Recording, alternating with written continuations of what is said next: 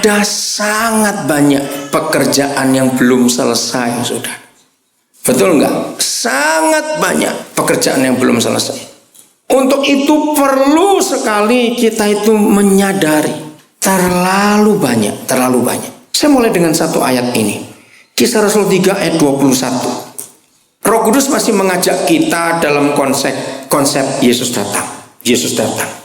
Kita sudah belajar dari kemarin. Kenapa dia nggak datang-datang? Saya refresh lagi. Kenapa dia nggak datang-datang? Dia tunggu siapa? Belum, saya lupa. Dia tunggu siapa? Tunggu kita. Untuk apa? Memberitakan Injil Kerajaan. Nah, hari ini kita tahu lagi satu. Kisah Rasul 3:21. Kristus itu, nah yang mengganggu saya belajar kata harus.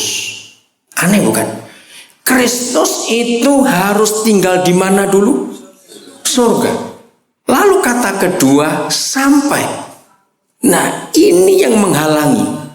Kristus itu harus tinggal di surga. Kita harus tanya, siapa yang mengharuskan? Siapa bisa jawab? Kenapa Diana? Loh, kamu ngomong tadi. Opa dengar, kamu Diana kenapa? Kristus itu harus tinggal di surga. Siapa pernah bisa jawab? Siapa yang mengharuskan? Karena kalau ada harus, berarti ada yang memerintah dong.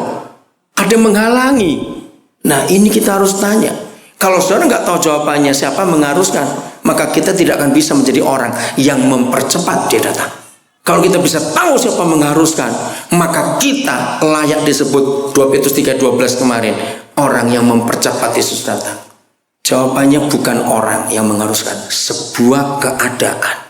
Juga bukan Papa di surga. Ini yang buat saya menangis waktu dapat pewahyuan ini.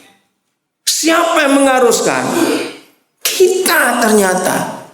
Kok bisa? Dengar baik-baik. Nah, harus itu akan berubah kalau kata sampai itu lepas. Sampai kapan? Nah, ini pekerjaan yang belum selesai. Sampai kapan baca? Waktu pemulihan berapa hal? Nah, keluarkan lagi kata segala sesuatu. Seperti segala sesuatu yang apa? Yang difirmankan siapa? Para nabi yang kudus. Ya, difirmankan Tuhan dengan perantaraan nabi-nabi yang kudus di zaman dahulu. Saya bersyukur pada Roh Kudus. Dia itu Papa yang pribadi yang luar biasa. Saya mengerti rahasia ayat ini itu akhir April tahun 90. Jadi 21 tahun yang lalu hampir. Kok bisa? Saya lama mencari ini. Kenapa harus tinggal di surga? Kenapa? Nggak datang-datang itu kenapa? Kristus itu harus tinggal di surga. Sampai. Nah, kalau kata sampai ini selesai berarti dia datang. Sampainya ini yang buat saya bingung. Oke, berarti kalau gereja mau mempercepat Yesus datang, berarti kita harus membongkar semua kitab perjanjian lama. Karena ini menunjuk kitab-kitab perjanjian lama, perantaraan nabi-nabi yang kudus di zaman dahulu. Berarti dari kitab Kejadian sampai Maleaki, kita harus bongkar semua nubuat tentang pemulihan, saudara. Wah, itu kerjaan yang gak main-main. Karena kalau saudara buka Alkitab, di setiap kitab dari Kejadian sampai Maleaki, itu ada tentang pemulihan. Kalau saudara buka kitab Mika, pemulihan Pondok Daud, itu gereja sudah banyak kerjakan. Kalau saudara baca kitab Sakaria, kitab Nehemia, pemulihannya beda-beda. Nah, saya mengerjakan pemulihan untuk Maleaki. Nanti saya akan ceritakan. Oke, saya kembali ke Wamena. Itu pertama kali saya ke Wamena, April 90. Saya harus kembali ke Jayapura karena ditunggu tim untuk saya ke Fakfak. Akhirnya saya datang ke bandara. Waktu itu baru Merpati satunya pesawat yang keluar masuk, itu pedalaman, mobil tidak ada, saudara. Kalau jalan kaki, orang Wamena jalan kaki ke Jayapura itu minimal itu 3 minggu kalau orang Papua. Kalau kita entah berapa bulan baru nyampe, bisa mati di jalan juga ini.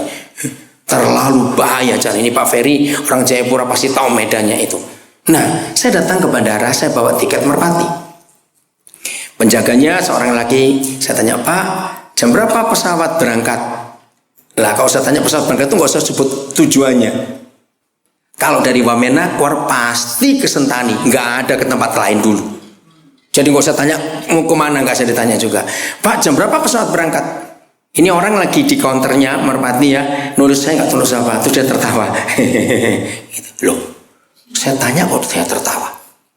Saya tanya kedua kali, Pak, saya mau ke Sentani, jam berapa pesawat berangkat? Ngangkat kepala aja enggak? Tertawa lagi. Sependeta-pendetanya saya bisa marah juga ini. Ngerti sih rasanya itu. Nah, yang ketiga saya tinggikan nadanya, Pak, jam berapa pesawat berangkat?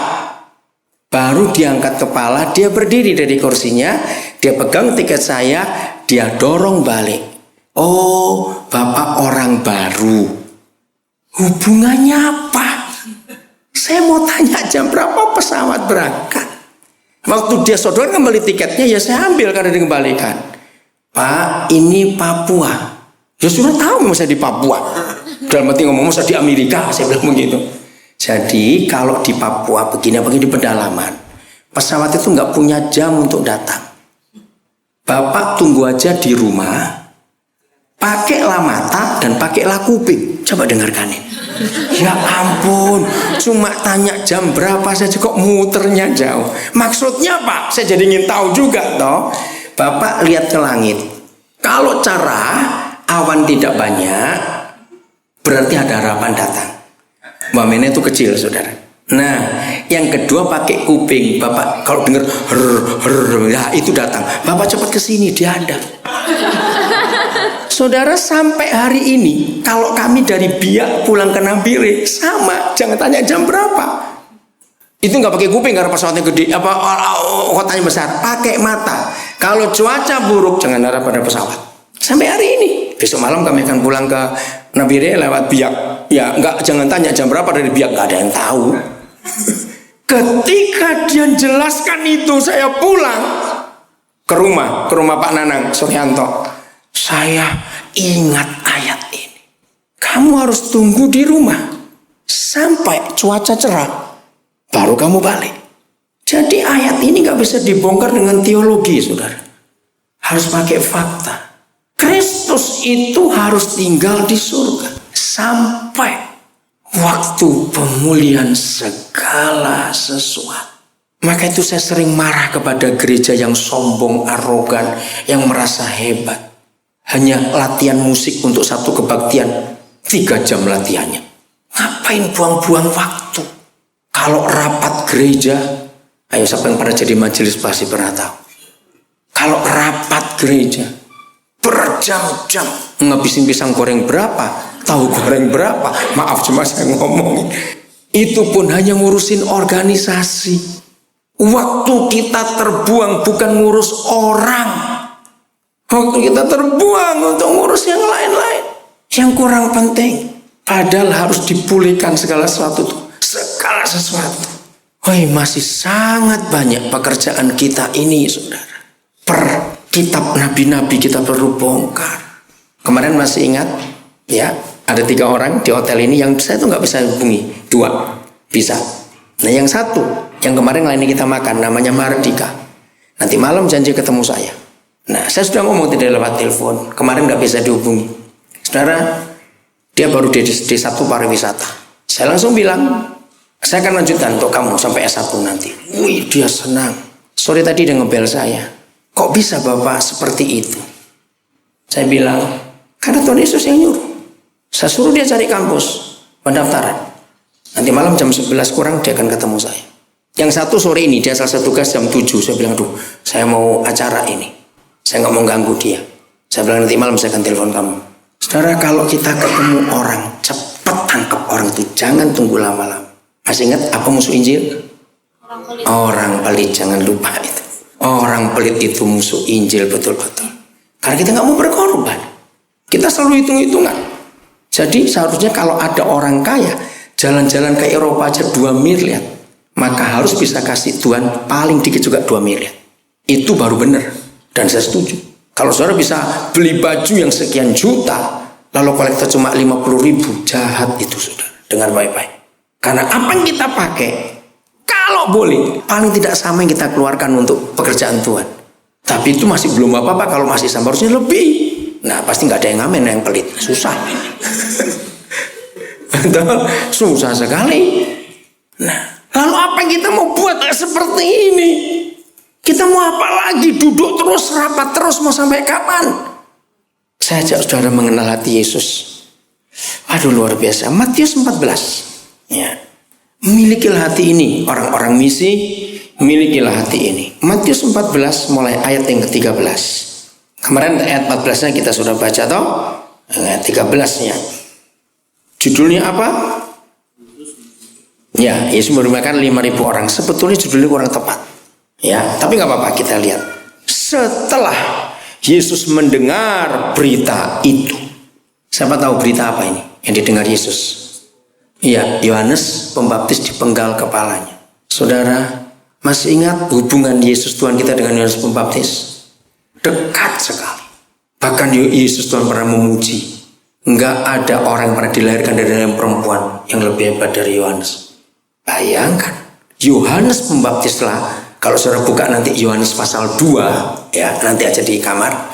Yohanes Pembaptislah yang mempromosikan Tuhan Yesus kepada orang-orang Yahudi. Masih ingat itu? Lihatlah anak domba Tuhan. Dia mengenalkan Yesus. Maka itu setelah mendengar berita itu, 3 hal yang Yesus lakukan. 1, menyingkirlah ia dari situ. 2, hendak mengasingkan diri dengan perahu. Ketiga, ke tempat yang sunyi. Saudara bayangkan Tuhan Yesus bisa syok, bisa tergoncang, bisa terpukul, bisa tertekan jiwanya. Karena dengan ada kalimat menyingkir, mengasingkan diri ke tempat yang sunyi. Betul nggak dia tergoncang? Sangat tergoncang. Renungkan, kalau ada orang melakukan 3 hal itu, menyingkir, mengasingkan diri ke tempat yang sunyi, pasti goncangannya berat sekali. Bisa rasakan hati Tuhan Yesus? Berat nggak buat dia mendengar sahabat baiknya dipenggal kepala jadi martir? Sangat berat. Tapi lihat saudara yang terjadi. Tetapi orang banyak mendengarnya dan mengikuti dia dengan mengambil jalan darat dari kota-kota mereka. Orang banyak mendengar kalau Yesus lagi mengasingkan diri. Datanglah mereka. Nah, kalau kita hanya membaca ayat 13, banyaknya seberapa kita nggak bisa bayangkan. Tapi setelah kita tahu yang laki-laki saja yang makan roti mujizat dan ikan mujizat berapa jumlahnya? Ayo yang laki-laki saja baca. 5.000 laki saja. Ngitungnya gini kasarnya. Ambil aja separuh sudah menikah. Berarti tambah istri 2.500 sudah berapa? 7.500. Orang Yahudi itu anaknya nggak pernah 5, lebih dari 5. Loh, betul nggak? Orang Yahudi banyak betul anaknya. Nah, ambil aja 2.500 bawa 5 anak. Sudah berapa? Cepat. Nah, yuk cara ngitung berapa yuk? 12.500. Lah, opa-omanya masa nggak ikut? Nggak serius. Ipar-ipar mereka, kemenakan adik-adik mereka yang kecil-kecil yang lain, saudara-saudara bisa. Nah, berapa ribu? Lebih. Saudara bayangkan. Tuhan Yesus lagi apa? Saya lupa, dia lagi apa? Dia itu lagi apa tadi ini loh. Setelah mendengar berita itu dia tertekan, dia tergoncang, dia mau teduh sebentar, dia mau tenang. Aku mau nyepi dulu, hatiku sedih sekali. Tapi yang luar biasa, dia nolak orang-orang itu atau dilayani? Dilayani, saudara. Oke, saya tertarik pada kalimat ini. 14 nggak usah dibaca. Yang nggak datang kemarin 14 harus saudara catat. Inilah motivasi orang Kristen. Kalau saudara belum punya hati seperti ayat 14, berarti saudara belum Kristen, walaupun saudara hamba Tuhan. Duh, kok aneh? Loh, betul. Kenapa? Karena kalau kita nggak punya hati Yesus, kita bukan pengikut Yesus. Hati Yesus di ayat 14-nya. Ketika Yesus mendarat, ia melihat orang banyak yang besar jumlahnya, maka tergeraklah hatinya oleh belas kasihan kepada mereka, dan ia menyembuhkan mereka yang sakit. Selalu kalau kita murid Yesus, mengikut Yesus, pasti punya hati belas kasihan melihat orang banyak itu. Saudara, sampai hari ini hati seperti itu. Walaupun saya harus jaga. Kayak tadi saya pikir ngomong dengan 2 orang lagi waktu makan, cuma saya nggak sempat. Sekarang saya mengurus yang 2 dulu. Tapi saya lihat namanya, saya akan tanya pada yang tahu nih namanya siapa. Apa yang saudara lihat kalau lihat orang? Apa yang muncul di hati saudara kalau lihat orang itu apa? Menjelang malam. Jam berapa kira-kira menjelang malam itu? Jam 6, betul. Jam 6. Menjelang malam.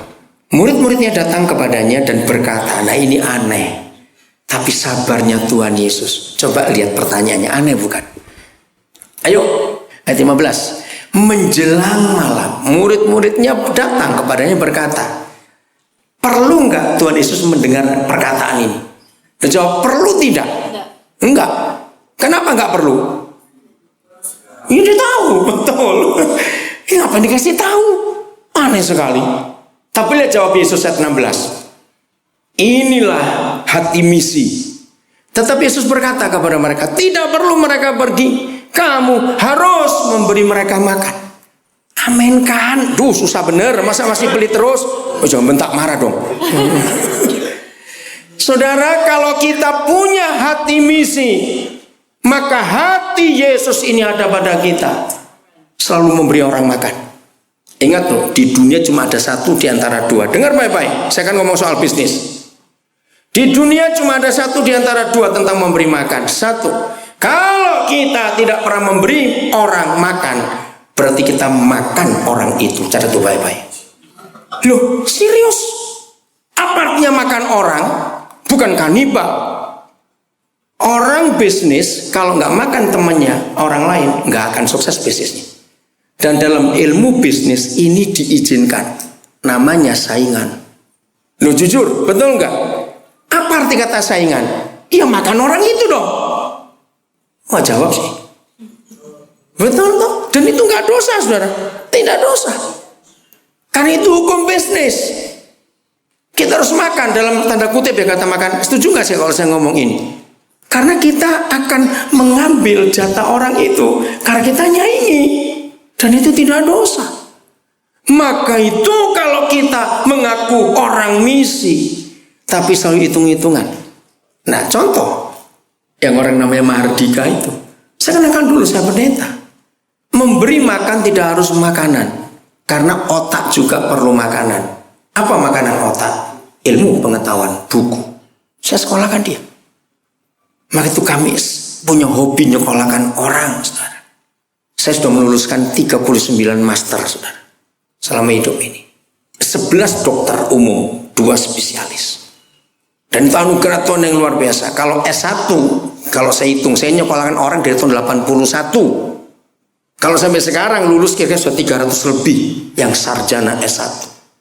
Yang doktor sudah lulus 2. Yang masih kuliah dokter ada 2 lagi. Salah satu calon dokter kami ada di sini. Maksudnya kamu angkat tangan. Itu calon dokter kami, dia di IPB. Ini belakang.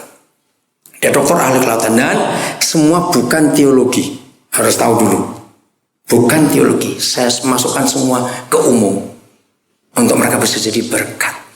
Kamu harus memberi mereka makan. Kalau Petrus punya darah tinggi langsung stroke di situ. Ngerti kan kata itu? Ayat 17. Lihat. 17, ayo. Ya. Jawab mereka. Nah, kan jawab toh. Yang ada pada kami di sini hanya 5 roti dan 2 ikan. Pasti bukan hiu yang dibawa. Juga bukan cakalang pasti.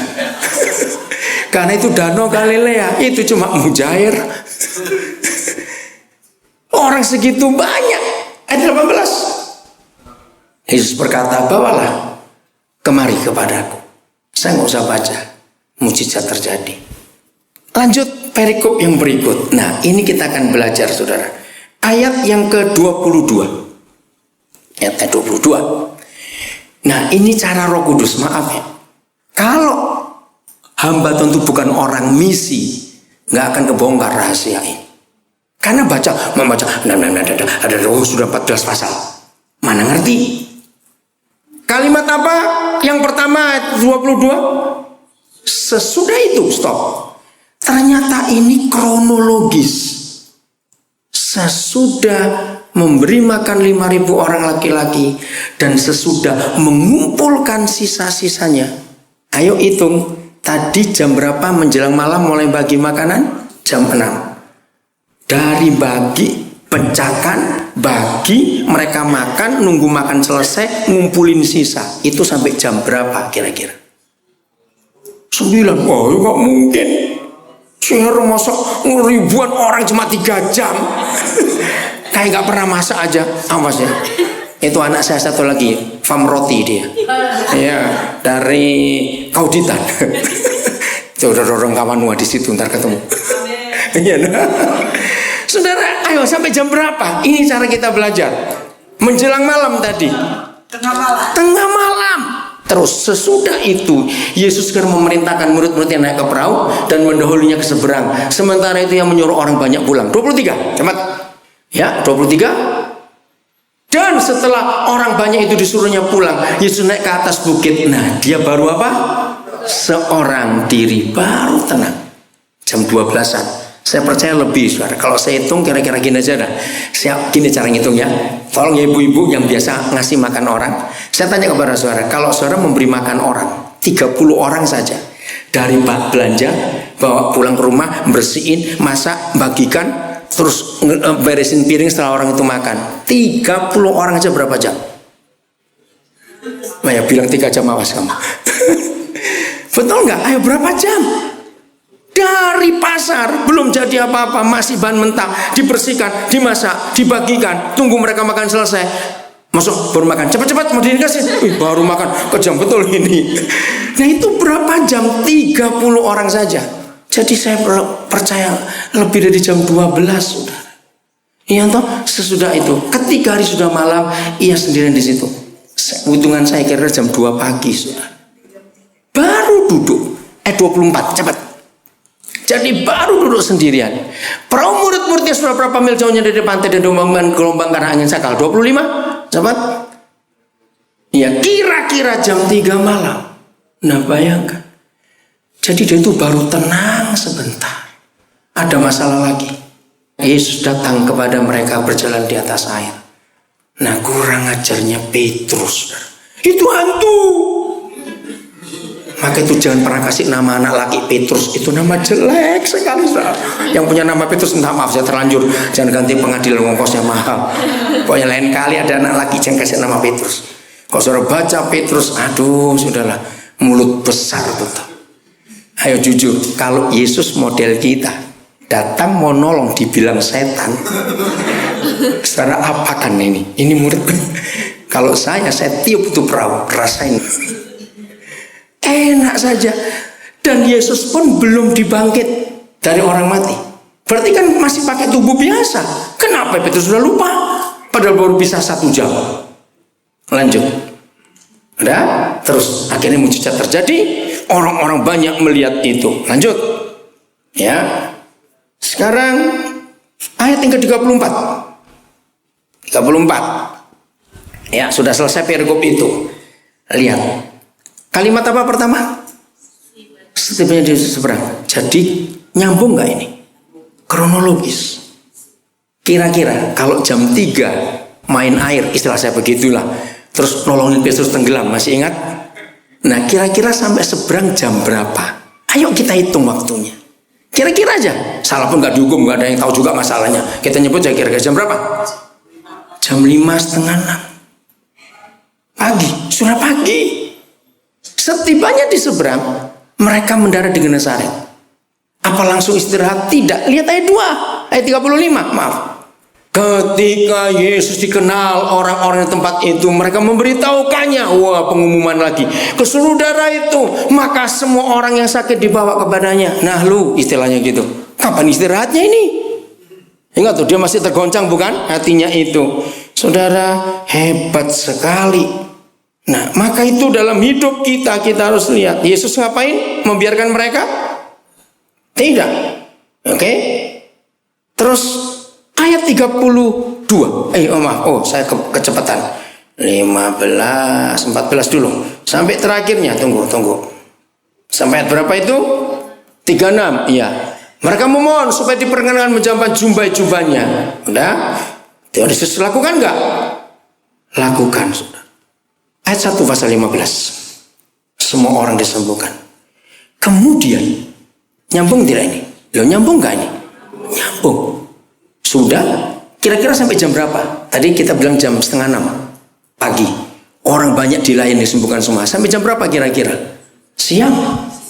Datanglah beberapa orang Farisi ahli Taurat dari Yerusalem kepada Yesus dan berkata, saudara tahu mereka datang untuk apa? Cari perkara. Loh betul nggak? Kan mau jerat Yesus. Tuhan Yesus tahu nggak motivasi mereka datang? Nah ini yang saya kagum. Dilayani atau ditolak? Dilayani, betul dia. Kamu tahu hebat sekali. Dilayani saudara. Ngomong panjang lebar. Diskusinya diterima. Ayat 29. Jadi di Genesaret kalimat apa pertama? Oh belum.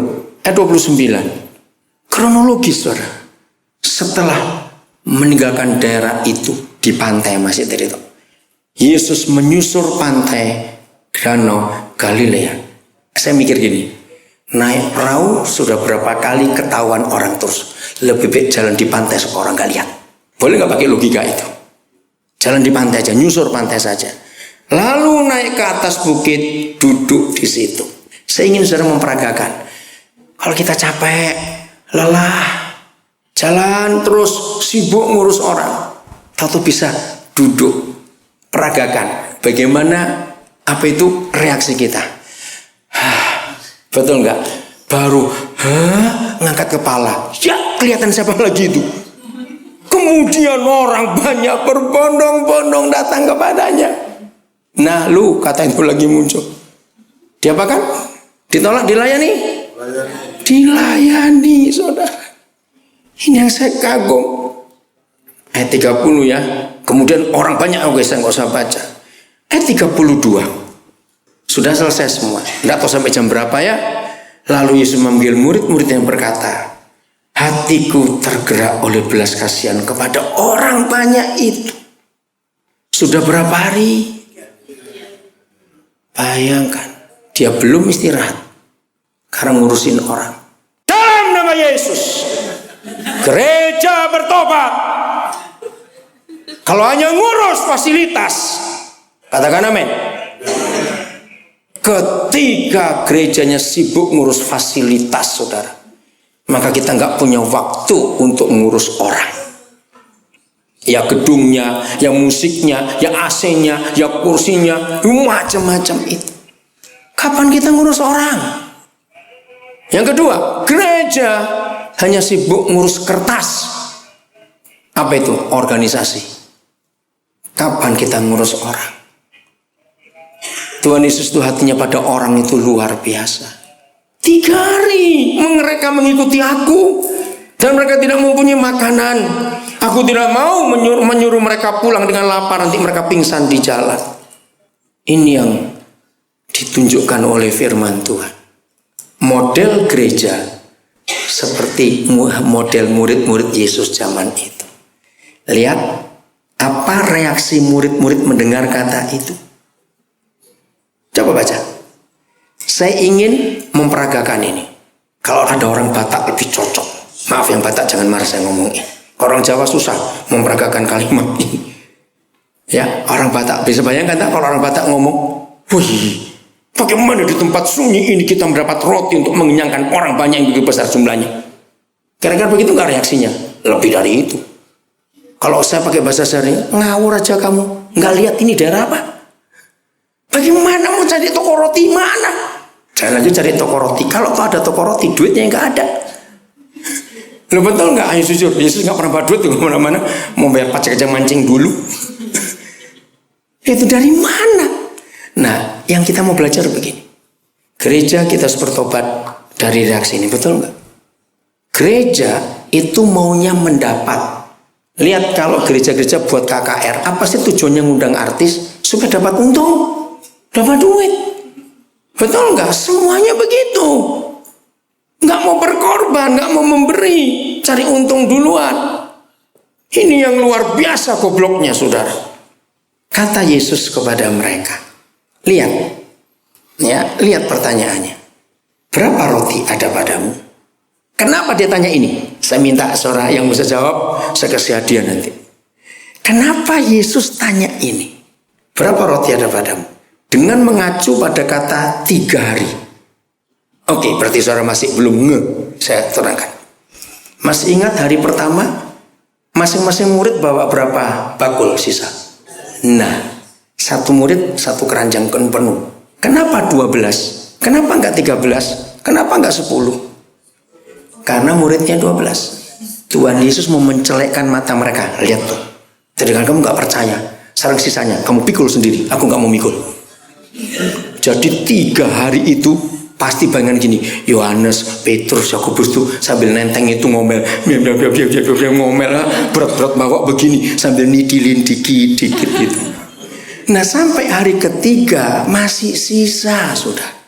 Maka itu Yesus tanya, kamu punya berapa sekarang? Betul gak pertanyaannya? Berapa roti ada padamu?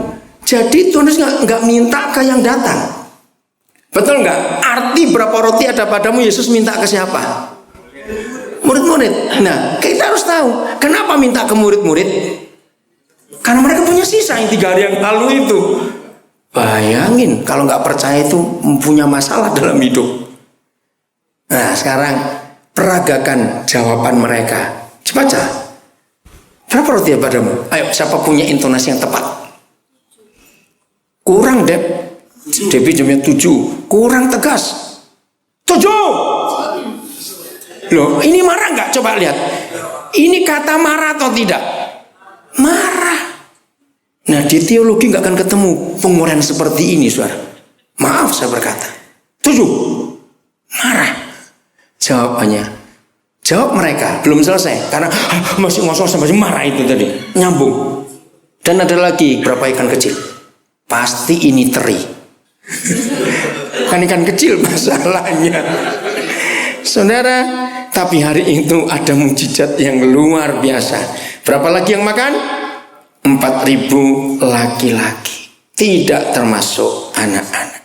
Pasal 16 ayat 1. Kata apa? Ya, ayo, nyambung tidak? Nyambung, saudara. Kemudian, ini mau kapan berhentinya ini? Kemudian datanglah orang-orang Farisi Saduki hendak mencobai Yesus. Tahu nggak Yesus mau dicobai oleh mereka? Tahu? Dilayani nggak? Oke. Jadi Yesus tahu orang-orang Farisi dan Saduki itu mau ngapain. Tapi dilayani atau tidak, saudara? Ini yang saya kagum, saudara. Maka itu ingat kemarin kalau saya berkata, betul nggak? Saya nggak bisa terima kalau pendeta rumahnya pakai satpam. Lo masih ingat nggak kemarin? Nah, kalau Yesus ini pakai satpam nggak? Enggak. Semua orang bisa datang. Sampai untuk menjamah jubahnya pun boleh. Maka itu saya nggak bisa ngerti. Kalau pendeta pakai bodyguard, pakai apa itu security, dikawal itu ngapain? Kenapa kok dia seperti itu? Udah. Jadi dilayani juga.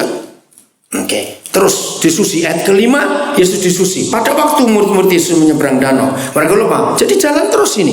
Oke. Coba kembali lagi. Di pasal berapa itu yang ada perempuan Sirofenisia itu? Oh 15. Maaf saya kelewatan. Ayat berapa ya? 21. Waduh, terima kasih saya kelewatan. Nah, ini balik lagi. Iya. 21. Oke. Lalu Yesus pergi dari situ. Lanjut nggak kisah berikutnya? Ya toh, dari sebelumnya.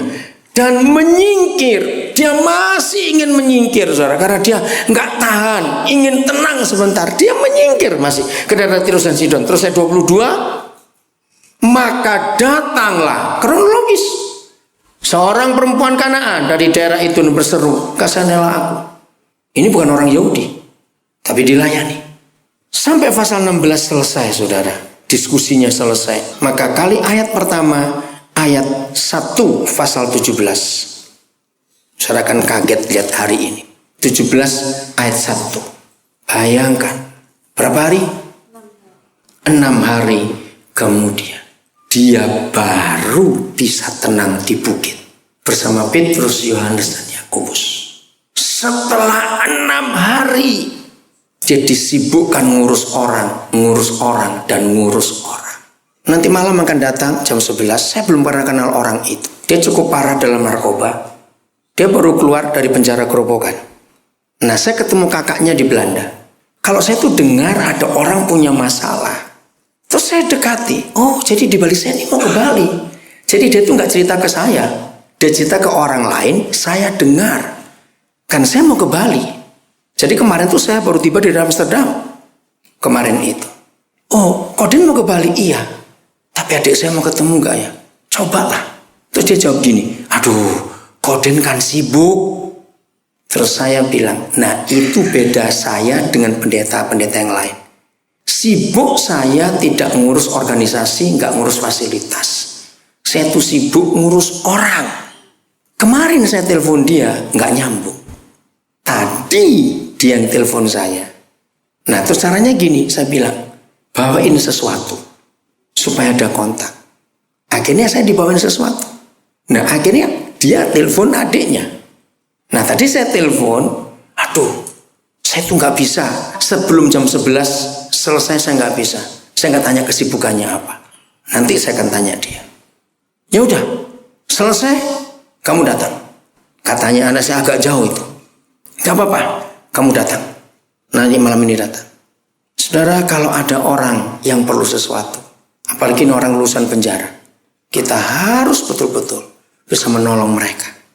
Saya akan tanya nanti, terus kamu gimana hidupmu? 6 hari kemudian.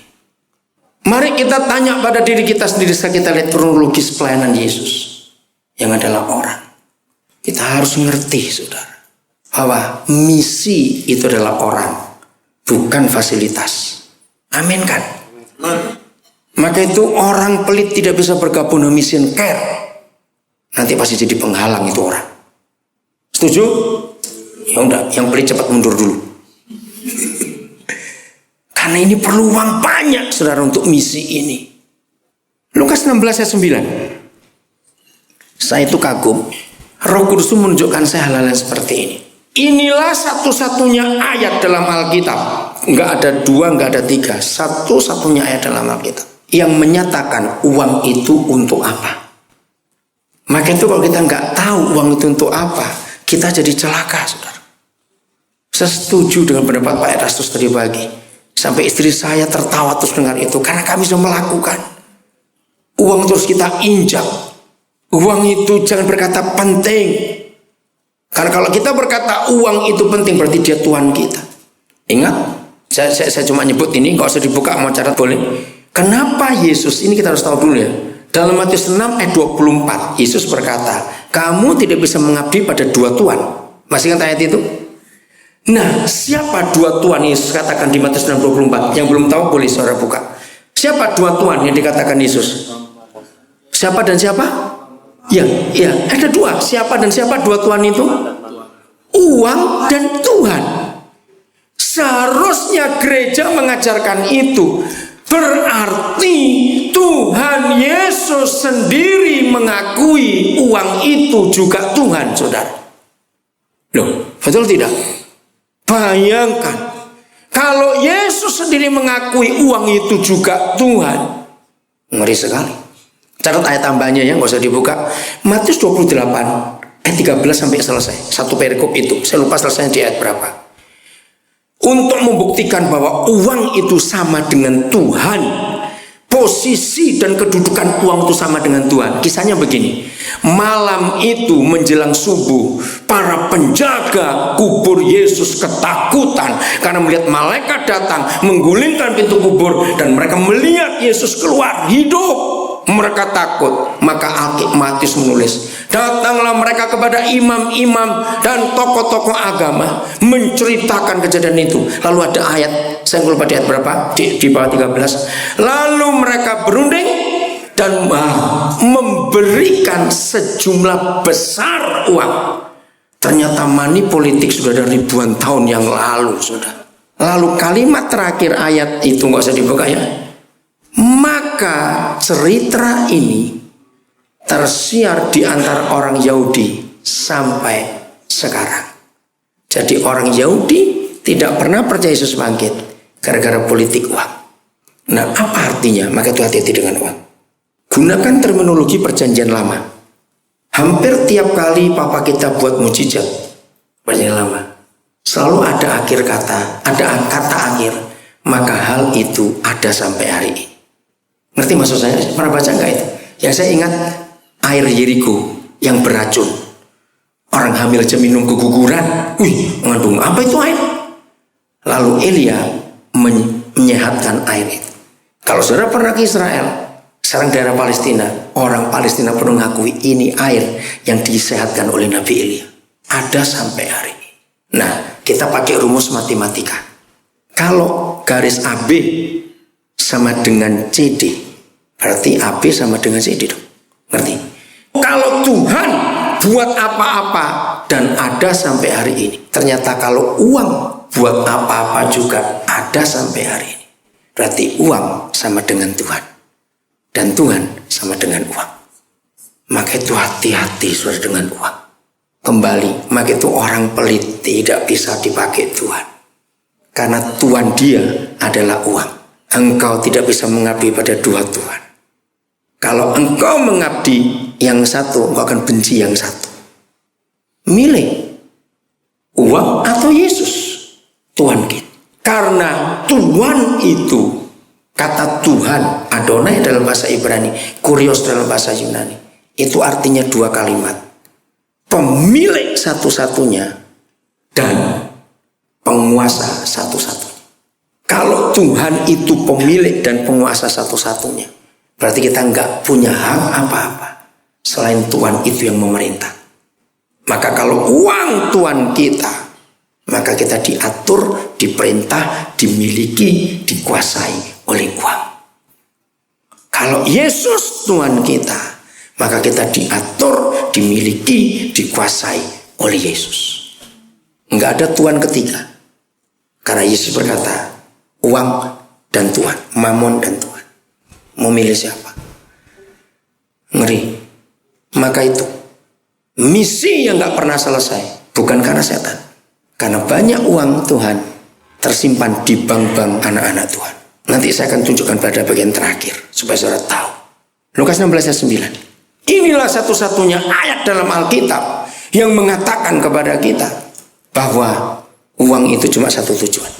Dan aku berkata kepadamu, ikatlah persahabatan dengan mempergunakan mamon yang tidak jujur, supaya jika mamon itu tidak dapat menolong lagi, kamu diterima dalam kemah abadi. Saudara kalau cuma baca gitu nggak akan ngerti. Saya akan terangkan satu persatu kepada saudara. Lagi sekali, saya dapat karena Roh Kudus mengajarkan. Bukan karena teologi saya belajar, bukan karena saya baca buku, tidak. Mamon itu setan paling jahat pada zaman itu. Jadi rabi-rabi Yahudi itu mengajar kepada anak-anak, kepada orang Yahudi, uang itu adalah setan. Kalau sekarang itu setan. Nah, saya itu sudah mengajak banyak orang, tapi nggak ada yang mau. Kalau zaman sekarang kita kembali pakai ayat ini, jadi ditanya gini, setanmu berapa banyak?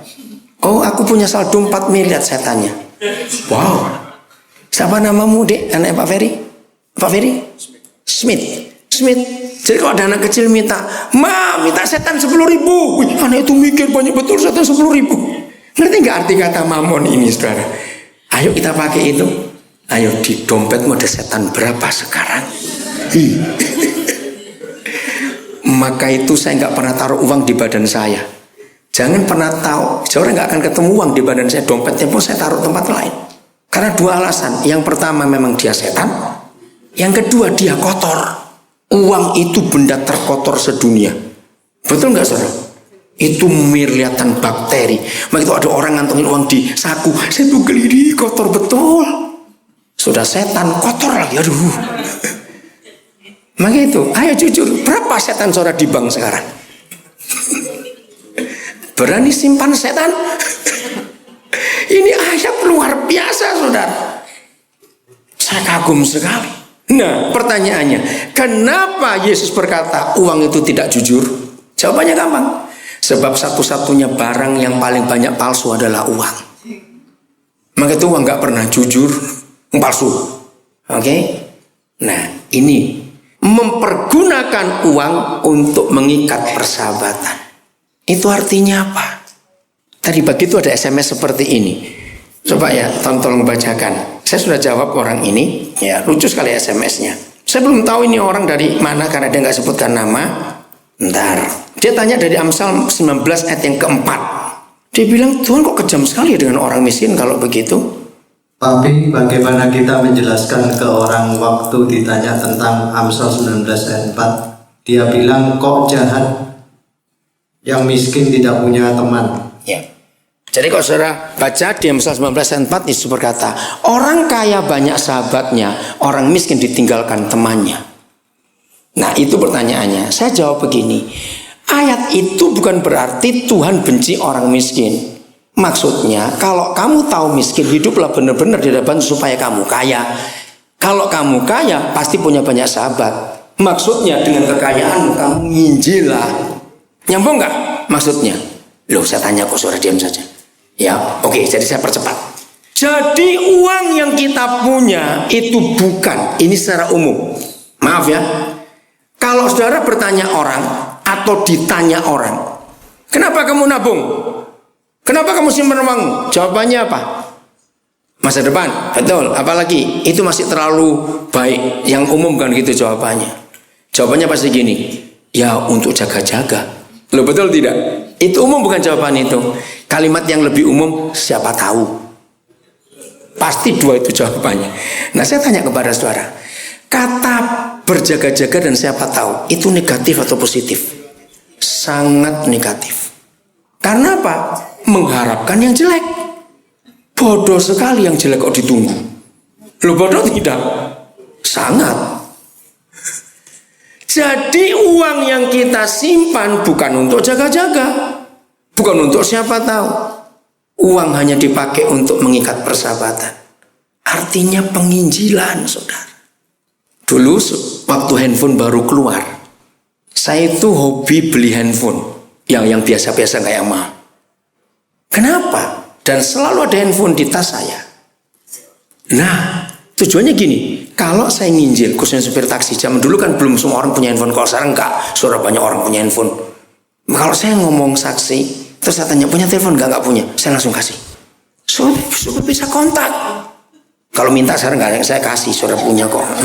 Awas, nah soalnya tertawa dulu tuh. Dengar itu saya ngomong. Jadi enggak bisa. Saudara punya, saya hanya menjalin persahabatan pakai uang untuk nginjil, saudara. Oke?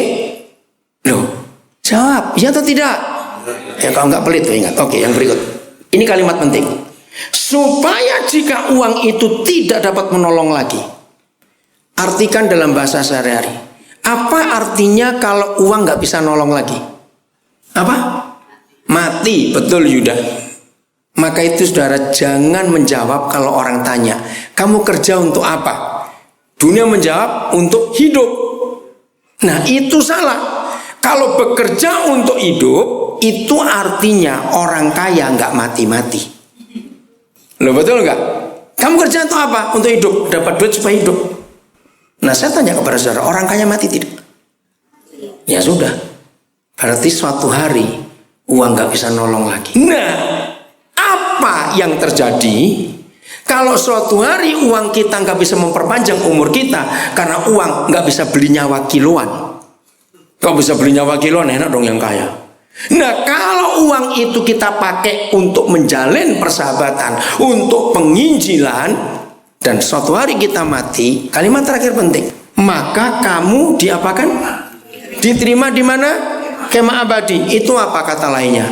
Surga. Nah dengar orang pelit. Saya balik, loh serius. Orang pelit tidak akan menggunakan uangnya untuk penginjilan. Sebab orang pelit gunakan uangnya untuk diri sendiri. Katakan amin, gak usah ragu-ragu. Supaya kita gak pelit. Nah orang pelit yang punya uang banyak dan tidak menggunakan uangnya untuk penginjilan. Nah kalau mati, balik kata terakhir, maka kamu akan apa lawan katanya kemah abadi? Apa lawan katanya kemah abadi? Nah itu dia. Jadi jangan berkata aku nggak berzina, aku nggak membunuh, aku tidak mencuri, tapi pelit masuk neraka juga goblok. Maaf saya berkata ini, masuk neraka juga. Kenapa gereja nggak pernah khotbah ini?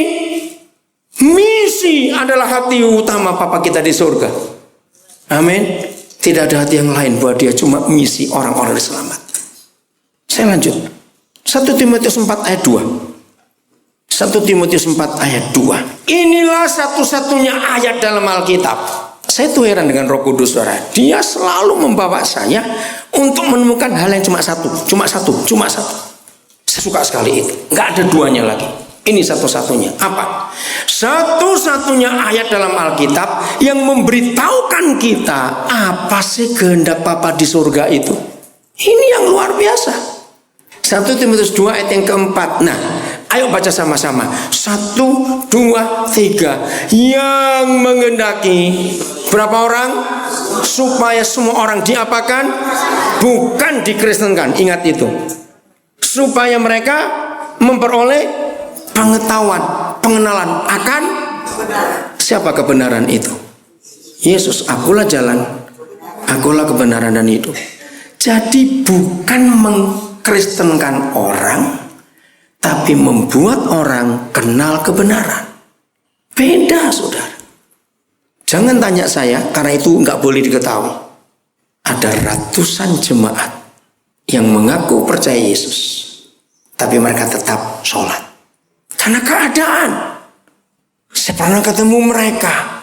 Saya menangis. Karena hati mereka luar biasa.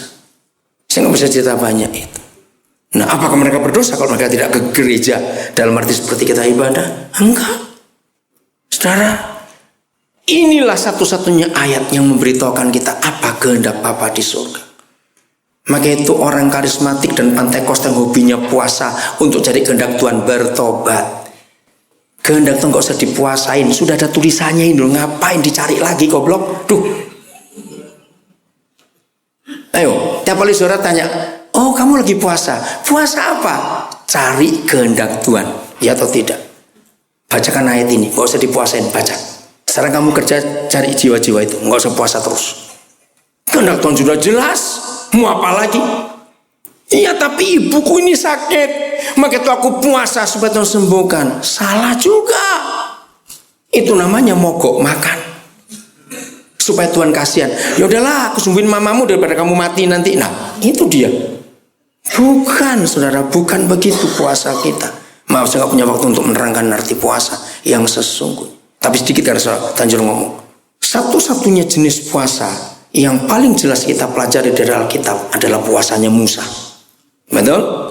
Berapa hari dia puasa? Ayo, berapa hari dia puasa? 40 hari. Pertanyaan penting. Waktu Yahweh panggil dia naik ke gunung, apakah Yahweh pesan Musa kamu puasa ya? Ada pesan itu tidak? Nah, ini puasa yang benar. Jadi waktu Yahweh panggil Musa, Yahweh nggak bilang puasa. Naik Musa, aku mau ketemu kamu. Begitu bertemu, hadirat yang Maha Kudus menguasai. Sampai 40 hari Musa itu nggak rasa. Jadi puasa yang benar itu bukan nggak makan dan nggak minumnya. Puasa yang benar itu asiknya bertemu dengan Bapa dan Yesus seperti orang pacaran. Ayo, yang pernah jatuh cinta pasti ingat. Kenapa orang jatuh cinta nggak pernah rasa lapar kalau ketemu pacarnya? Wajar bukan? Karena suka cinta.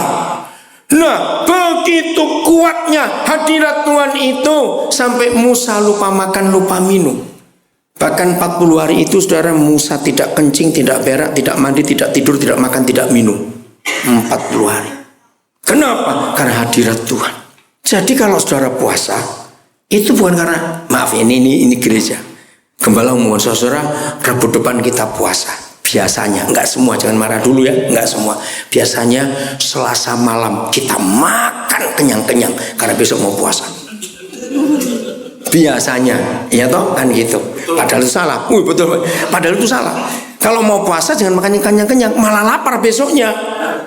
Karena tubuh capek ngolah makanan itu. Nah, terus gembala bilang, saudara kita akan buka jam 4. Datang ke gereja. Ya puasa atau tidak kita nggak tahu juga. Gak usah tanya lah. Oke, terus. Aduh, jam 12 sudah bunyi. Sabar ya, 4 jam lagi. 4 jam lagi. Teng jam 3. Puji Tuhan, 1 jam lagi. Kurang 5 menit jam 4. Boleh aku sudah puasa. Doa sebentar terus makan. Itu bukan puasa, saudara. Itu diet. Maaf saya berkata. Puasa itu nggak begitu. Puasa itu asik dengan Tuhan sampai lupa makan, lupa minum. Jadi seharusnya orang puasa, Kristen puasa, tidak boleh kerja, tidak boleh keluyuran.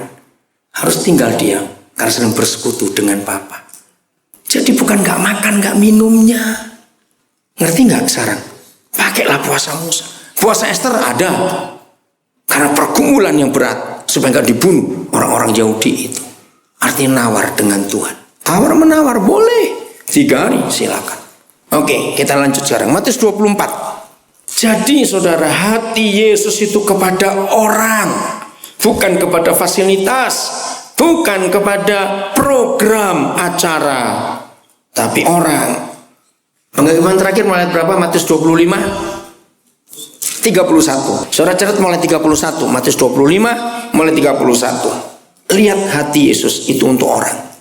Dan raja itu akan menjawab mereka, aku berkata kepadamu, sesungguhnya berapa hal? Ayo berapa hal? Segala sesuatu. Ya, yang kamu lakukan untuk salah seorang dari saudaraku yang paling hina ini, kamu telah melakukannya untuk aku. Saya tanya kepada saudara, berapa jumlah salah seorang? Coba berapa jumlah salah seorang? 1 orang. Pertanyaan berikut, susah atau mudah ngurus 1 orang saja? Jawab, susah atau mudah? Untuk pelit susah. Betul nggak? Untuk orang pelit susah. 1 orang yang dia minta. Nah, pertanyaan berikut, saudara-saudara Yesus yang paling hina itu adanya di dalam gereja atau di luar gereja? Siapa jawab? Di luar atau di dalam? Di dalam gak ada yang hina, sudah merdeka semua kok. Belum betul tidak? Kalau kita sudah di dalam, kita bukan orang hina, orang mulia karena tebus dengan hidup Yesus. Jadi ini adanya di luar gereja. Maka itu kalau saudara, ini banyak terminologi yang salah. Saya sudah dahului tadi, belajar hal-hal yang baru. Hari ini saya akan tunjukkan kepada saudara, ternyata kalimat ini, mari saudara-saudara kita melayani Tuhan Yesus, 1000% salah. Loh, kok salah di mana? Tuhan Yesus pernah bilang, aku datang bukan untuk dilayani, melainkan. Jadi kalau kita sibuk melayani Yesus, dia itu muntah-muntah saudara. Enak dia itu. Aku gak butuh pelayananmu. Aku gak minta untuk kau layani. Maka itu salah. Lalu saya cari di kebenaran. Tapi kenapa gereja mengajak orang melayani Tuhan? Ternyata itu adaptasi dari agama-agama. Semua agama di dunia itu melayani dewanya, Tuhan yang disembah. Betul tidak? Semua agama. Apa saja. Termasuk di daerah ini sudah tahu sendiri betapa pengabdian mereka seperti itu. Nah, 90% alasan agama-agama itu begitu luar biasa melayani Tuhannya karena takut dihukum dan takut tidak diberkati. Lalu mereka melayani. Jawab iya atau tidak? Jadi menurut Matius 25, melayani Tuhan itu melayani yang paling hina dari saudara-saudara Yesus itu. Katakan amin. Rubah konsep ini, ubah. Musik itu bukan pelayanan di gereja. Kalau saya khotbah, saya bukan pelayanan. Itu tugas. Saya hamba Tuhan, saudara pemain musik, saudara guru sekolah minggu. Kata pelayanan itu kepada orang-orang luar gereja. Karena ini tertulis. Ingat pengadilan itu. Kenapa waktu kamu lapar, kamu gak beri aku makan dan sebagainya. Mereka tanya, kapan? Segala sesuatu yang kamu lakukan untuk saudaraku yang paling hina. Tadi sore istri saya masih sempat disuruh lagi tentang 1 jiwa. Saya mau cerita ini kepada saudara. Ini cara saya melayani. Awal November, salah seorang anak kami di Makassar, ya, itu lagi isi bensin di pom bensin. Setelah itu dia telepon saya. Pak, saya mesti buat apa? Saya tanya kenapa? Saya belum pernah melihat ada orang susah seperti Bapak yang melayani saya di pompa bensin itu. Wajahnya begitu susah Pak, sampai saya nggak tahan. Akhirnya setelah dia bensinnya diisi, ya Pak Wawor ada sesuatu, Pak Yes ada sesuatu mau ditanyakan? Enggak, oke. Setelah dilayani, dia parkir mobilnya. Dan dia datang kepada bapak itu, bilang, "Pak, maaf, bapak ini susah apa?" Terus dia nangis, saudara. Dia cerita begini, ini awal November. Kami punya 3 anak laki semua. Anak bungsu kami meninggal September tahun 2009 karena leukemia. Kami nggak punya uang, kami tinggal tunggu mati aja dia. Anak kami yang sulung meninggal Maret atau April 2010 karena HIV/AIDS, karena dia narkoba. Saya tinggal berapa anaknya? Nomor 2. Sekarang lagi sakit juga. Kami nggak tahu mesti buat apa. Nah, anak itu telepon saya, "Pak, saya harus buat apa?" Saya bilang, "Cepat kamu ke rumahnya dan bawaan itu ke dokter. Nanti kalau sudah sampai dokter, setelah saya diagnosa, kamu telepon, papa mau bicara pada dokternya." Akhirnya dibawa ke dokter Jaya Only. Saya berapa kali konsultasi dengan dia. Saya dokter itu heran, saudara. Akhirnya saat diperiksa, dokter bilang ini, "Pak, 30 menit terlambat, anak ini out." "Kenapa, Dok?" "Saya nggak bisa ngomong, terlalu parah." Menurut penglihatan sementara itu belum periksa semuanya itu. Liver bengkak, jantung bengkak, paru-paru bermasalah. "Oh ya?" Terus saya bilang, "Dokter, saya minta dokter rawat seperti anak sendiri. Dan saya minta jangan beri obat generik. Yang terbaik dokter buat. Saya biayai semuanya." Saudara, dari awal November, anak itu sampai pindah 3 kali rumah sakit. Kami biayai semua. Untuk obat, untuk apa. Selama dia sakit, saya baru 3 kali bisa ngomong dengan dia. Suaranya pelan sekali, terlalu parah. Terlalu parah sakitnya, terlambat penanganan. Akhirnya saudara, tanggal 28 Januari jam 2 subuh, anak ini meninggal. Waduh, saya itu nangis seperti anak saya sendiri meninggal. Saya itu dalam telepon pada dia ya, saya bilang, "Pokoknya kamu sembuh, papa akan kamu jalan untuk kamu beri kesaksian di mana-mana." Itu hari Jumat, saudara, 28, hari Sabtu dimakamkan. Saya kirim uang pemakaman juga. Saudara bisa bayangkan. 2 hari lalu, ibunya SMS saya, tanggal 8 Maret nanti ini, 40 harinya Pak. Mereka mau buat acara. Mereka minta kirim uang, saya kirim uang. Hati saya hancur betul, Tuhan kenapa? Terus saya telepon dokternya lagi. Dokternya sangat bijaksana. "Pak, dia rusak semua di bagian dalam. Livernya, ginjalnya, jantungnya, paru-parunya. Terlalu parah, saudara." Maka itu saudara, kalau kita dengar ada orang, jangan mikir-mikir, langsung buat. Sekian puluh juta habis. Apa berkata sia-sia? Tidak. Orang tuanya betapa terhibur. Dan ini saya dengar dari anak-anak saya yang lain, cerita ini sudah tersebar. Betapa Yesus dimuliakan. Saya nggak pernah kenal, sampai saya belum pernah ketemu mereka. Padahal saya janji pada anak itu, "Papa akan ke Makassar untuk tengok kamu." Tapi saya nggak punya waktu. Saudara, ayo kita buat sesuatu untuk saudara paling hina. Amin. Ayat 45. Ini sekarang para kambing, dengarkan ini ya. Jadi kata pelayanan kita harus rubah.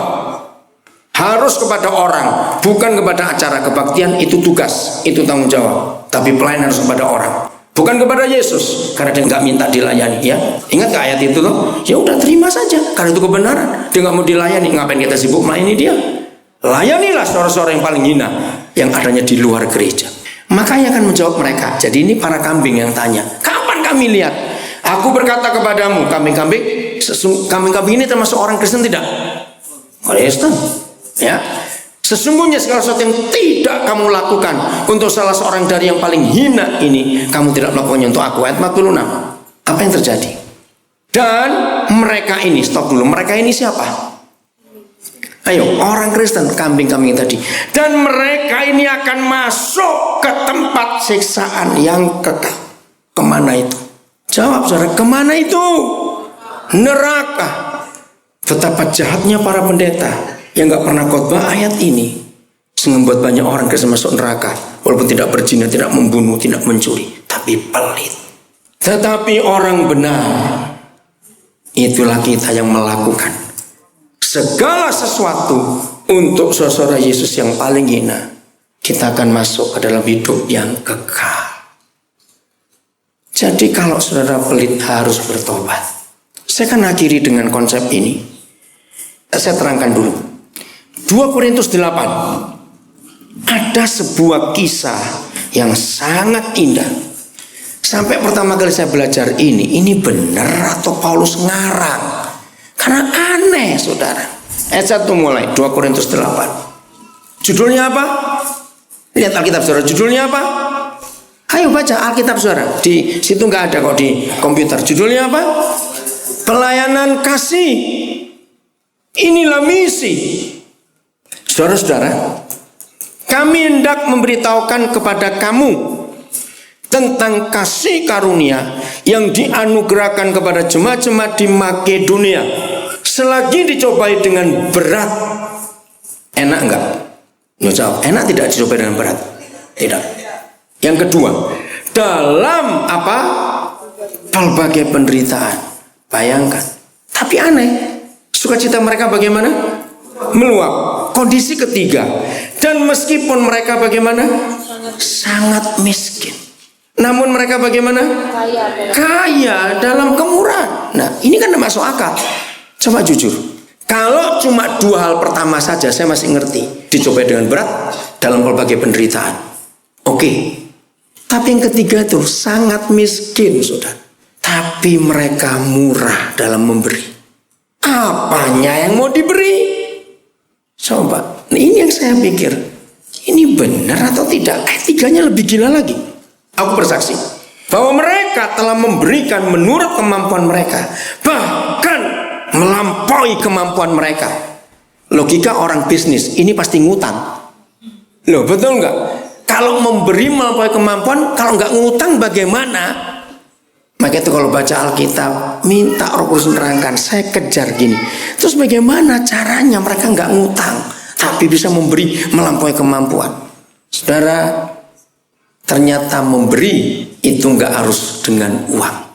Kalau orang itu sangat miskin, ternyata masih bisa memberi. Sabtu minggu yang lalu, ini hari apa? Kamis, jadi baru seminggu lusa. Teman kami punya restoran. Dia cerita kepada saya. Ternyata ada tunawisma yang biasanya ganggu di depan restorannya. Biasanya kalau ada tamu keluar, pasti mintain duit.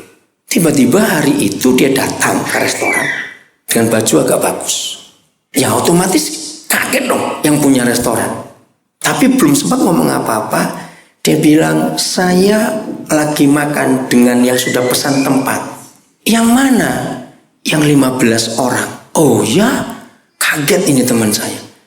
Jadi itu teman-temanmu semua di dalam sudah datang. Iya, kaget saudara. Ternyata ada satu gereja yang menjamu mereka makan di restoran itu. Akhirnya teman saya tanya, dari mana? Lalu yang undang itu memberitahu saya, saudara, dia memberi makanan orang ini yang termahal di restoran itu. 15 orang habis sekian juta. Dia bilang beri yang terbaik. Di situ dia bertobat. Jangan merendahkan orang miskin. Nah, baru Sabtu yang lalu. Bayangkan, kapan kita pernah menjamu sosok Yesus yang paling hina itu? Saudara, milikilah hati Yesus ini. Yang dalam pencobaan begitu berat, berbagai penderitaan, sangat miskin, masih bisa memberi. Nah, ayatnya, jawabannya ketemu di ayat 9. 2 Korintus 8 itu. Maka itu bicara misi. Sebelum bicara uang, kita jangan ngomong misi dulu. Karena misi perlu uang, betul tidak? Uang. Jangan jadikan Tuhan. Ayat 9. Karena kamu telah mengenal kasih karunia Tuhan kita Yesus Kristus, bahwa Ia yang oleh karena kamu menjadi miskin sekalipun Ia kaya, supaya kamu menjadi kaya oleh karena kemiskinan. Sebelum saya tunjukkan tensisnya ayat ini dalam bahasa aslinya, saya tanya dulu beberapa pertanyaan kepada saudara. Berarti Yesus pernah miskin tidak? Jawab, dia pernah miskin tidak? Loh, lihat ayat ini loh. Dia pernah miskin tidak? Pernah. Pertanyaan kedua, apa dia miskin terus? Tidak. Kenapa dia pernah miskin? Saya balik lagi pertanyaan. Ayo, kenapa dia pernah miskin? Supaya kita jadi kaya. Nah, gereja tidak pernah melanjutkan firman ini. Seperti Kisah Rasul selanjutnya, 28 nggak selesai, dan 29 sekian juta. Sekarang kalau dihitung dari semua anak-anak Tuhan saudara kita yang sudah melayani Tuhan segitu lama dalam misi, itu Kisah Rasul seberapa juta pasal, saya tidak tahu. Jadi begini, dia yang kaya, bahkan sangat kaya, bukan kalau Tuhan Yesus, bisa menjadi miskin. Apa kesimpulannya? Bagaimana orang kaya bisa jadi miskin? Bukan karena bangkrut, enggak, lain cerita kalau itu. Jawab. Logikanya bagaimana? Kalau sudah kenal orang kaya sampai miskin tiba-tiba, itu karena apa? Dia memberi. Maaf saudara, jangan tersinggung dulu ya. Saya tidak akan menyimpulkan bagian ini. Saya minta dengan kerendahan hati, dan karena mengasihi Bapa di surga, simpulkan sendiri jawabannya. Berapapun yang kita punya, lalu kita pernah memberi untuk misi, tapi selama masih ada saldo, kita belum jadi seperti Yesus. Setuju gak saya pakai kalimat ini? Karena Tuhan minta kita kalau memberi untuk misi itu sampai miskin, saudara. Apa miskin? Nah, suatu kali saya diskusi dengan anak-anak saya, karena saya terganggu dengan kata meskipun mereka sangat miskin. Saya tanya mereka, tolong jawab Papa, karena Papa mau ngajar. Apa bedanya apa bedanya orang miskin dan orang sangat miskin? Mereka mau macam-macam. Cuma satu yang menjawab, dia seorang guru sejarah namanya Stephen. Orang miskin itu tidak punya apa-apa. Kalau orang sangat miskin, apa-apa tidak punya. Hebat bukan? Nah, anehnya yang apa-apa tidak punya kok bisa memberi? Kalau masih tidak punya apa-apa, masih punya sesuatu. Ini sudah apa-apa nggak punya. Ternyata ini keterangan dari Paulus. Jadi begini, ya saya beri ilustrasi. Misalnya semua kita di ruangan ini itu orang yang belum percaya Yesus. Di hadapan Tuhan kita ini orang miskin semua, betul? Oke, ilunya atau tidak? Coba jawab. Miskin apa saja kita, miskin kemuliaan, miskin keselamatan, kita nggak punya. Begitu Yesus ketemu kita, langsung dia jadi miskin sekaligus saat itu. Siapa yang jadi kaya akhirnya? Saat itu. Siapa yang jadi kaya? Kita jadi kaya. Wah, puji Tuhan, kita orang kaya sekarang. Kita pergi. Yesusnya miskin. Nah, ini logikanya. Tapi karena dia Tuhan, nggak lama kaya lagi, saudara. Amin kan dulu, nanti saya terangkan. Loh, betul tidak? Dia Tuhan. Tapi masalahnya baru kaya sebentar, rombongan miskin kedua datang lagi. Ngerti ilustrasi ini? Nah, ketika Tuhan Yesus ketemu orang rombongan miskin lagi yang kedua setelah kita sudah kaya, Yesus ngapain lagi? Nah, ya cepat. Dia miskin lagi. Berarti dia memberi sampai teruskan. Dia memberi sampai habis. Karena dia Tuhan, nggak lama kaya lagi. Tapi masalahnya orang miskin gak habis-habis. Datang rombongan miskin ketiga. Dia ngapain lagi? Miskin lagi. Stop, nggak akan selesai sampai besok saya ngomongin. Nah, sampai 3 gerombolan mantan miskin ini, termasuk kita, ini yang dia minta. Kita kan ketemu orang-orang miskin lagi tidak? Yuk jawab. Nah, terus harusnya ngapain? Nah, jangan pura-pura nggak dengar ya, awas.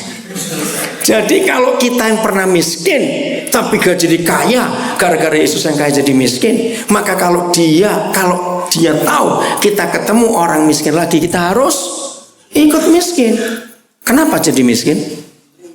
Memberi sampai 0. Nggak usah bilang Tuhan. Kalau saudara punya usaha, punya bisnis, percayalah bisnis itu akan terus melimpah berkatnya. Beri. Orang yang kenal saya, kalau saudara belum dekat, Pak Tony tahu, Pak Abraham Lee tahu, pas saya dia sudah pulang. Orang itu berkata gini pada saya, Koden itu heran, uang itu nggak pernah betah ikut Koden. Memang betul, saudara. Uang itu nggak pernah betah ikut saya. Ngerti artinya? Habis terus. Maaf, saudara. Istri saya jadi saksi. Saya kalau memberi itu sampai 0. Saya nggak pernah takut. Nah itu masalahnya. Orang nggak percaya kalau saya miskin. Mentereng terus gini bajunya. Mau miskin bagaimana? Tapi saya ini sering miskin. Maaf. Sampai hari ini sekolah-sekolah kami dirikan tetap sekolah gratis. Saya nggak pernah buat proposal nyebar sana sini, nggak pernah. Selama Tuhan masih bisa memberkati, saya akan terus memberi. Pak Ferry ini saksi hidup. Karena sudah berkali-kali kan nabiri ke tempat kami. Kalau saya nggak mau pakai ayat 9 dong, terus 8. Ada Yongki bersama istrinya, Andi bersama istri itu dari nabiri semua anak-anak kami pada tinggal di sana. Guru-guru sekolah ini kami sekolahkan sendiri. Saya nggak pernah nyabot dari guru lain. Kenapa Tuhan bisa pakai kami dalam misi yang nyata ini? Karena ayat ini. Berapapun uang yang kami terima langsung keluar. Dan saya nggak pernah miskin. Padahal sering miskin. Aneh kata-kata itu. Saya nggak pernah kaya. Tapi kelihatan kaya. Susah dimengerti. Pokoknya begitu sudah, saya juga nggak tahu. Saudara, ini luar biasa. Maaf. Saya ke Eropa sudah lebih dari 70 kali sudah. Selama tahun 81 saya pertama kali Eropa sampai sekarang. Hanya 2 kali mereka bayar tiket saya. Selama itu saya bayar sendiri. Saya ke Amerika puluhan kali nggak dibayar tiket, saya bayar sendiri. Kenapa saya nggak mau dibayari? Supaya saya bisa bebas untuk ngomong kebenaran. Kalau dibayari mau ngomong keras itu mikir. Nggak tahu diri kamu, dibayari kurang ajar ngomong. Itu saya. Kemana aja pergi saya nggak mau dibayari tiket. Kalau mau dikasih silakan. Tapi saya nggak akan minta. Karena prinsip ini. Saya mau memberi. Saya mau memberi sampai akhir hidup saya nanti. Saudara, inilah yang Tuhan inginkan. Saya sudah ngomong. Kalau suatu hari Tuhan panggil saya pulang, jangan dikubur. Saya bilang, coba jangan kremasi. Beri tubuh saya ke fakultas kedokteran supaya dipakai untuk penelitian. Dikubur itu ngabisin duit, saudara. Sekarang orang paling mati murah itu berapa juta sih ngurusnya? Ada yang pernah ngurus orang mati nggak? Paling murah berapa juta? Ada yang pernah ngurus orang mati? Berapa? 3 juta itu di Bali. Ngapain? Saya belajar dari banyak misionaris yang ada. Memberi. Nah, saya akan akhiri dengan 2 prinsip. Ini luar biasa. Yang pertama, ini dua-dua ada di Alkitab. Saudara perhatikan, Tuhan Yesus sering ngomong tentang sumur tidak? Ishak contohnya, saya nggak ada waktu. Saudara ini kalau pulang baca Kejadian 26. Saudara kan lucu membaca itu. Ishak itu punya hobi gali sumur. Dia gali, direbut orang Filistin, dia pindah, dia gali lagi, direbut lagi, pindah lagi. Sampai saya baca ayat itu, ini tukang sumur bor atau bagaimana Ishak ini? Nah di situ saya belajar. Waktu saya masih kecil, ya kami tinggal dengan orang tua di desa Jawa Timur, Desa Babat, Kabupaten Lamongan. Nggak ada listrik, nggak ada pam. Papa saya punya sumur besar. Saya tuh dulu mikir, kenapa papa ini? Saya pernah ngitung, begitu besarnya sumur itu sampai 20 orang bisa sekaligus nimbang. Nah ternyata di daerah kami tinggal itu tandus, daerah nggak sulit air. Nggak tahu bagaimana Tuhan berkati, di halaman belakang rumah orang tua kami ada mata air. Maka dibuatlah sumur besar. Di halaman belakang, pagar belakang ada pintu. Kalau pagi dibuka, sore juga dibuka, supaya tetangga-tetangga datang ambil air. Saudara, waktu itu saya kelas 4 SD, papa saya sudah meninggal. Jadi sebelum kelas 4 itu, saya tuh mikir, itu kemarau. Wah, kalau orang-orang ini ngambil air semua, besok saya mandi pakai apa? Anak kecil kan pelit bukan? Saya mandi pakai apa? Terus besok minumnya pakai apa? Masak pakai apa? Tapi saya nggak berani ngomong sama orang-orang tua itu. Kebanyakan ibu-ibu yang ngambil air itu. Saudara, ada saudara mama saya tinggal di rumah. Saya panggil dia Om Leong. Saya bilang, Om gendong saya mau lihat air itu. Sore-sore setelah semua orang nggak ambil lagi, saya kaget. Itu pertama kali saya lihat dasar sumurnya. Batu-batunya kelihatan. Memang airnya jernih. Wah, namanya anak kecil kan mikir, besok bagaimana ini.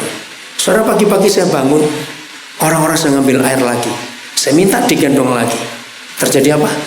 Airnya tetap sama seperti kemarin sore saya lihat, atau dia naik? Dia naik, bertambah. Saudara, setelah saya jadi hamba Tuhan, saya baru ngerti ilustrasi itu. Kalau saudara punya sumur, secara jasmani dulu ya. Kalau saudara di rumah punya sumur, sebanyak-banyaknya anak saudara, mau 8, mau 14, bisa ngabisin air sumur sehari untuk satu keluarga? Mati kita. Lo betul tidak? Artinya apa? Berarti banyak kita nggak pernah minum air yang fresh, yang segar. Itu air yang sisa, kalau masih ada sisanya sampai besok. Bagaimana cara air sumur itu habis? Loh ayo, sebesar-besarnya keluarga kita, bagaimana cara ngabisin air itu? Bagikan. Betul? Bagikan kepada yang perlu air. Ingat Injil itu air. Tinggallah tidur, besok dia akan nyumber lagi. Dan itulah Yesus. Dia nggak takut jadi miskin, sebab besok akan ada lagi. Yang kedua, soal sungai. Ini menarik lagi, saudara. Kejadian 2 itu Papa mulai bicara soal sungai. Betul? Ada sebuah sungai keluar dari Taman Eden dan bercabang 4. Nah, sungai yang pertama ini nggak ada namanya, tapi 4 cabangnya ada namanya. Oke, masih ingat ya? Ternyata sepanjang Alkitab Papa bicara tentang sungai itu luar biasa. Sampai Wahyu 22 ayat 2, firman Yahweh masih tetap bicara ada sungai di tengah jalan kota itu. Masih ingat ya? Nah, di situ saya belajar apa sih sungai? Kenapa ada sungai? Tahun 75 bulan November pertama kali saya ke Kalimantan. Itu Kalimantan Timur. Samarinda Pak Yes. Tahun 75 November tanggal 9 dari Handel saya naik speed turun di Aminah Syukur di GKI. Pendetanya waktu itu Pak Diki Pinontoan.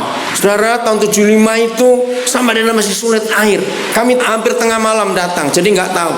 Terus ibu pendeta ngambil air dengan timba dari depan, ya. Terus kami mandi. Airnya keruh. Pagi-pagi saya itu ke depan cari sumurnya. Kok nggak ada sumur? Terus saya tanya ke Ibu Diki, ngambil air di mana? Di selokan depan. Hah, selokan? Wih, saya kaget sekali. Ternyata susah air di Kalimantan Timur itu.